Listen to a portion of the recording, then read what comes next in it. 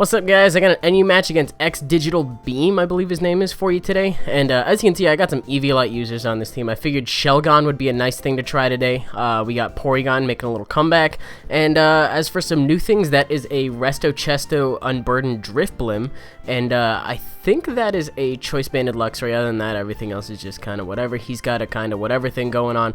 And I think we're just going to jump into the match eventually. So my team's looking a little unconventional, but I had a lot of fun with it, which is why I decided to save this game. And we're just going to go ahead and get it started. So he's going to go ahead and lead off with Miltank. I'm going to go ahead and lead off with Luxray. Now, I thought he was going to lead off with it, and I thought that the switch to Butterfree was a little obvious because nobody wants to take a freaking superpower right on the first turn, which is why I go for the Wild Charge, predicting it to come in, and he can definitely take advantage of my lowered defenses and be able to sleep on the switch, set up, get that kind of thing going on. But I make a little bit of an over prediction, which actually really isn't the worst one because it looks like I might be able to score a 2-hit KO on this turn depending on damage rolls. So I decide to stay in, try to go for it again, and it's not the worst thing that ends up happening when he ends up going into Exeggutor, because it means less recoil for me. I do, I guess, kind of an okay chunk, but it's kind of whatever. At least nothing got put to sleep because he didn't go into Butterfree yet. Maybe he's got a Focus Sash, he didn't want to ruin it. I think that's what ended up happening, so there's that. I go into my Ludicolo right now, predicting the Leech Seed or something of the sort because I am... because he does resist the Wild Charge. So I decided to go out into this to see what his response is going to be to Ludicolo. He's got Sub and Psyshock, that's all I've really learned about it. But as you can see, now that he has the Sub down, he's not going to want to stay in. So he's going to go ahead and make that switch out into Miltank. Owing to the Thick Fat, it's going to take the Ice Beam extremely well. But even with the Ice Beam damage, it's still going to be enough for my Giga Drain to be able to take it out. Now, it could have been pretty risky if I was just, you know, kind of underestimating Ice Beam at that point. But owing to how much it took from that, I can assume that he's got Thick Fat instead of Sap Sipper. Get a crit here. Not really sure how vital it was because Miltank's physical defense is quite a bit higher than its special defense, if I remember correctly. I might be remembering wrong. But I know he can pick off on its special side somewhat easily. So I decided to go for Life of Giga Drain. Kills it off. Whatever's whatever. It's going to allow him to get a safe switch into Butterfree anyways and take me out with the Bug Buzz. So there's that. He's got this thing in now. And because I do have the Sheer Force on this Tauros, I have no chance of going for the Rock Slide and getting a flinch. I do decide to go for the Rock Slide, though, as he brings in his Exeggutor. Unfortunately, the problem with the Sheer Force Tauros is none of the moves that it can really go for and take advantage of are 100% accurate. I do have Rock Climb on the set, which does get boosted because you drop the Confusion chance, I believe, so... kind of got that going. I think it's like 80 or 85 accuracy though, but it still hurts pretty bad coming from a Tauros, which is nice. Rock Slide benefits, but I don't get the flinch anymore. And then I forget what else I'm running on the set. I think I got Earthquake. Probably should be running Fire Blast for Steel types, but I think I just had Zen Headbutt just for some other shit to put in here, more Sheer Force abuse and shit and whatnot. So get a crit. Really don't think it mattered because we do see the Sash. He's gonna go for a Sleep Powder. Now this is what I wanted to avoid on turn 1, but it ends up happening anyway. So I try to stay in here, get off a turn, maybe to burn off Sleep or whatever. It was kind of silly in hindsight because he is just gonna end up getting a Quiver Dance up, and I'm still not too scared of it because I do still have my my Drift Balloon, which is actually gonna be able to take a lot of this thing's common hits. He can quiver up all he wants. I do quad resist the Bug Buzz and will eventually be able to Calm Mind Resto Chesto up and outspeed him at a certain point if he decides to start going on the offensive. So he goes for a Bug Buzz. Keep in mind this is at +2 and I'm still taking it relatively well. That's like 20% if that, and I'm going to start Calm Minding up in his face. So if his other hidden power turns out to be Ground to take on Fire and Rock types and Steel types, that kind of thing, it's not going to affect me at all. He does end up getting a pretty... that seems like a kind of high damage roll on the Bug Buzzer. I don't know what he ended up going for, but it does do a pretty hefty chunk. I decide I'm going to go ahead and Resto Chesto on this turn, which is going to bring me back up to full HP, and owing to the fact that I no longer have an item, my speed is going to double. Oh, he went for Psychic. That's probably what he went for. Still does a really nice chunk, but I'm going to be able to Shadow Ball and take him out. And I do have the speed raise, which is a huge plus in this situation. I didn't really get to take advantage of this set too much, though, so just going to go for a Shadow Ball.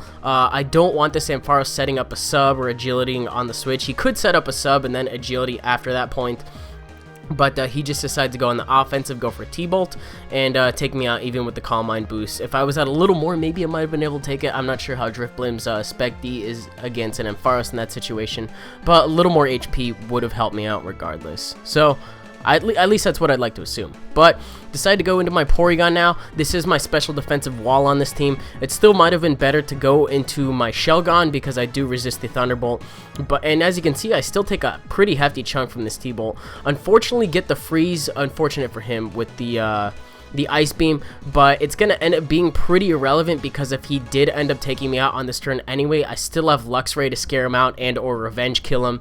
And I still got a couple of other pokes on this team that I think can still handle this Ampharos. If it was later in the game, I would have felt awful. But because it happened kind of mid-game, he's kind of low on HP, probably just left it in to die. Probably would have left it in to die in all scenarios anyway because of how slow it is and how low it is on HP.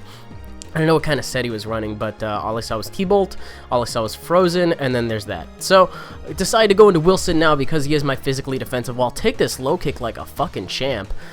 He decides he doesn't want to stay and be a part of this situation, so he decides to go out into a Samurai as I decided to go for the Wish. Wish was an event move, I believe it got on this thing, and it really makes this thing nice in lower tiers.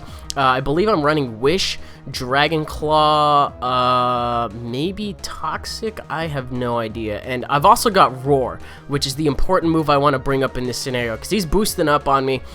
The best thing he can probably do to touch me is maybe go for a Mega Horn, but he starts to get greedy, get a second one up in my face. I just wanted to get back up to full HP, and I'm going to go ahead and phase him out. I don't have hazards, but I don't want to take this shit. So, Wilson! I'm sorry!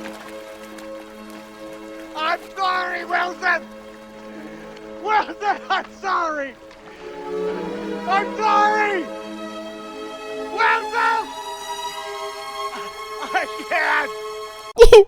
Okay, real talk though, this was really fucking annoying just because I now can no longer work on this guy with Dragon Claw and Life Orb Recoil, and if Samurott decides to come in and wants to start setting up, my Dragon Claw is going to do next to nothing. It's probably going to end up recovering the damage that I did with lefties, so as long as there's two pokes, I can at least phase out with Roar, but to be honest, Wilson has no purpose other than to Wish Pass to any of my other pokes. Now, if I had Heal Bell going on any one of my other pokes, it's not possible, I believe, with the rest of my pokes, but he goes for the Waterfall, gets a flinch right there. What I'm trying to say is I could heal Wilson's Burn, and I could heal Tauros' Sleep, just kind of a wishing thing I would like to have happen right there, pun kind of intended, but he's going for Waterfalls to fish for flinches and just otherwise be annoying and try to get me to switch out to something else. But I'm going to go ahead and phase in the Rapidash, which is great because now I'm actually going to be able to go for the Wish. I know this Rapidash cannot touch me. Low Kick doesn't do shit.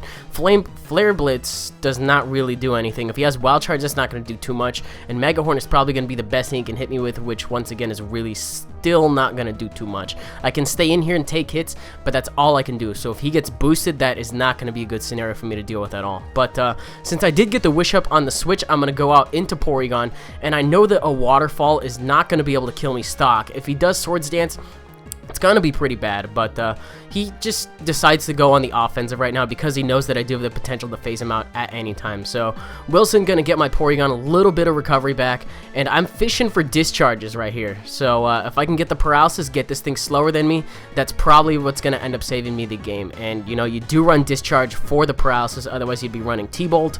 It's kind of a sacrifice in base power, but hey, you know, 30% kicks in right when you need it to, and I am able to get the paralysis on this thing, and I believe go for another discharge. Does not take it out, but I think he gets paralyzed 2 turns in a row, which really sucks. Torrent boosted Aqua Jet definitely would have hurt, but it's ultimately going to come down to I can take this thing out eventually with either Wilson or something else, and I think I still, yeah, I'm pretty sure I still have that Luxray anyway, so that could have happened, that could have taken it out. So Hax is unfortunate with the paras, but he's going to go into Rapidash, go for Low Kick. Porygon is actually very light for being a program, and it doesn't end up taking too much with the Eviolite, so maybe it is a lot of base power, but hey, you know, Rapidash doesn't have a really high stopping power. Whatever the case, going to go for Discharge, get the para, and just go for another Discharge and take him out. So that's the game. Kind of had Porygon work in my favor in terms of MVP, getting all the conditions and stuff, kind of saving me from that one. I think it was a 4-0, but the score didn't really represent how it went because Tauros was asleep.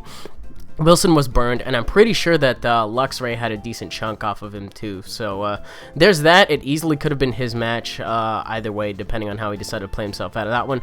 But that's how it went. So I hope you guys enjoyed this match. A little bit of a longer one, but I hope you did. So if you did, you're welcome to leave a like, rating, comment, subscribe, and do your thing. I'm going to do my best to get you some TCGO tonight. Otherwise, you're going to see that tomorrow. And that's pretty much about it. So that's all I really want to talk about, and I will see you guys tomorrow. Bye.